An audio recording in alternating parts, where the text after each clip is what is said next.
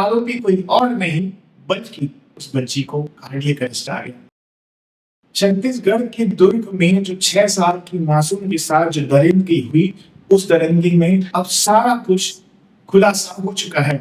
जी हाँ, जिस DNA report का सभी को इंतजार था, वो डीएनए रिपोर्ट अब पब्लिक प्लेटफॉर्म में आ चुकी है।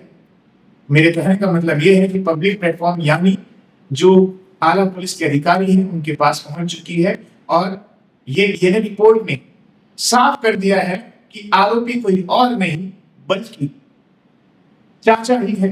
वही चाचा जिसने अपने भतीजे के साथ ऐसा गंदा काम किया और सारे समाज के लोगों को नीचा देखने पर मजबूर कर दिया, अपने घर वालों को नीचा देखने पर मजबूर कर दिया। इस बीच काफी कुछ सियासत हुई। कांग्रेस, छत्तीसगढ़ क्रांति सेना और भी कई ऐसे संगठन सामने आए जिन्होंने मुद्दों को जोर शोर से उठाया।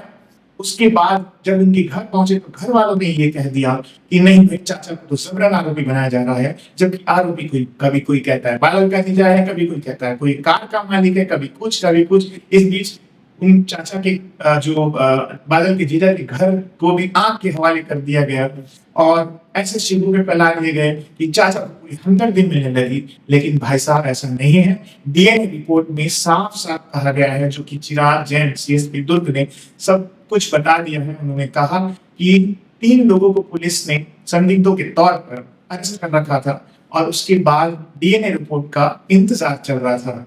इसी दौरान जब डीएनए रिपोर्ट सामने आई तो उसमें हैरान कर देने वाले तथ्य सामने आए।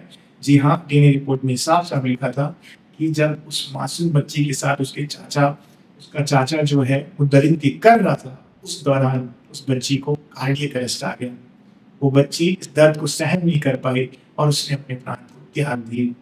ये छत्तीसगढ़ का एक ऐसा मामला है जिसने सभी को झकझोर करके रख दिया है। हालांकि अभी भी कहीं ना कहीं घर के लोग जो सूचना मिल रही है कि घर के लोगों का अभी भी विश्वास नहीं हो रहा है, लेकिन भाई साहब ये सत्य है। कई लोगों ने यह भी कहा कि चाचा को बचाने का प्रयास कर रहे हैं, घर के लोग ही प्रयास कर रहे हैं, लेकिन अब सब कुछ क्लियर हो गया है। दुर्ग पुलिस जिस जांच की ओर जहां पे जा रही थी, उनकी सुई जहां पे अटकी थी, वही आरोपी निकला है और कहीं ना कहीं दुर्ग पुलिस को भी बड़ी सफलता मिली है। बहरहाल बाकी खबरों के लिए मेरे साथ बने रहें।